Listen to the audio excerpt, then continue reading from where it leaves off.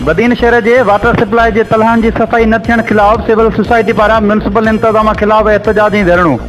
Civil society जे सॾ ते अब्दुल्ला मला, शुजा जैफरी, नफ़ीस रहमान मेहमान, सत्तार मला ऐं ॿियनि जी अॻुवाणी में समें माण्हुनि निटणो समें म्यूनसिपल इंतज़ामिया जी नाअहली खिलाफ़ काजावा पुल ते धरणो हणी रोड ब्लॉक करे छॾियो, जंहिं सबबि 6 कलाक ताईं ट्रैफ़िक मुअतल थी वई।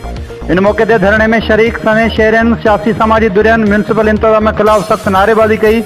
हिननि चयो त करोड़े रुपयनि जी बजट हुअण बावजूदि वाटर सप्लाई जे तलाहनि जी सफ़ाई नथी कराई वञे, जंहिं करे शहरवासी गंदो ऐं ज़हरीलो पाणी पीअण ते मजबूर आहिनि, जॾहिं त 6 कलाक जे धरणे दौरान को बि लाॻापियल ऑफिसर न पए थो।